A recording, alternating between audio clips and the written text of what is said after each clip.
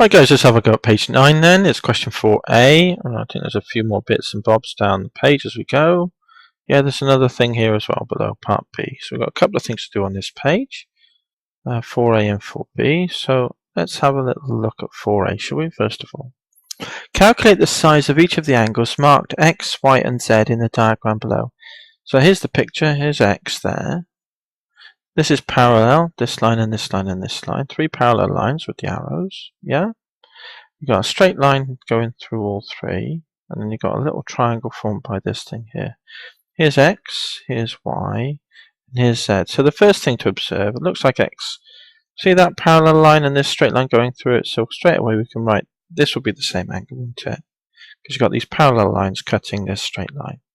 So we know that this is 55 degrees in here.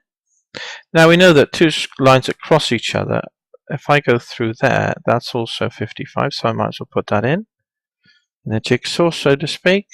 And then I can just, again, I can do that here, can't I? 55, yeah, put that in. Just fill in the information in the picture. And then you see this little spot here?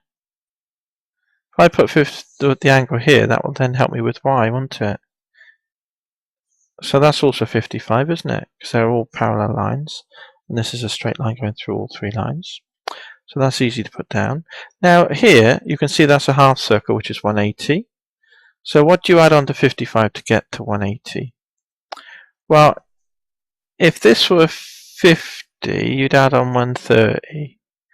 But it's 5 more, so you add on 5 less than 130. So I reckon that's 125. So let's add them then. 120, and 50 is 170, and then another 5, and another 5 makes another 10. 170 and 10 is 180, so that looks okay, good. Now if I come through here with this little, like a scissor sort of shape, that's also going to be 55, isn't it? Yeah. And now I'm into the triangle. The angles add up to 180 degrees. This is 80, thankfully. So 80 less 180 is 100. So these two need to add up to 100. This is 5 more than 50. So this needs to be 5 less than 50. So I reckon it's 45 degrees. Just double check it then. 50 and 40 is 90. 5 and 5 is 10. 90 and 10 is 100. So they make 100. Add on the 80 and you get 180. That looks good. So we've got x is 55. Y is 125. And z is 45. So let's scroll down. And we should be able to put them in the actual thing here. So x was 55, wasn't it? So let's put that in. Y is 125, we said. And z is 45, wasn't it? And I think we're fairly happy with that question. So if we were looking to things to revise, come back at the end of the exam, I think we could put a little tick there to say that's not top priority. We could double check it, but not first of all, I don't think, because that looks fairly okay, I think. So next, part B, then calculate the size of each of the exterior angles of a regular pentagon. So let's draw a sketchy little pentagon. It's got 5 sides, a regular 5-sided object. 1, 2, 3, 4. Oops, I'm going all over the place here. There we are, there's 5. So the exterior angle is, if you just carry on these lines here and go around here and here.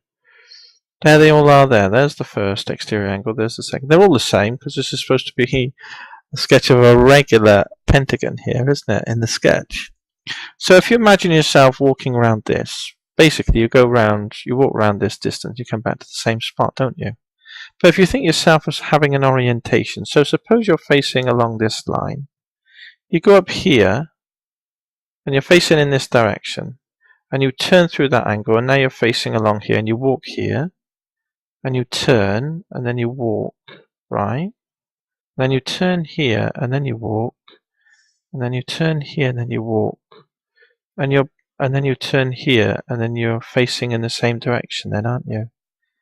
So you've done a full turn in terms of rotation, because you've spun around, spun, 5 little spins as you walk. So those 5 spins make one full spin, don't they? Because you're back facing the same direction on this line. So they must add up to 360. So you got 5, so it's 360 divided by 5, isn't it? So what would that be? Because that's the exterior angle. Okay, so what is that then? Well, 5 7s are 35. So 5 70s then are going to be 350. So it's 70 something. And 2 5s are 10. So I need 2 more, don't I? So that's our guess. 72 degrees. Let's just double check that. You could do 10 72s is 720. Half of 720 is 360. You could do it that way. Or you could just say 5 7s are 35, so that's 350. 5 2s are 10. 350 and 10 are 360. Yeah, so you got 72 degrees. So double check that. Again, I'm fairly happy that that's something I don't need to spend time at the end of the exam checking that I've got the right answer. I'm okay with that. I'd look at other things first. Okay then, that's that one done then. That's what page were we on? 9? Just go back up and have a quick check. Yeah, page 9. That's that one done then. Great. Let's go on to the next page. Good.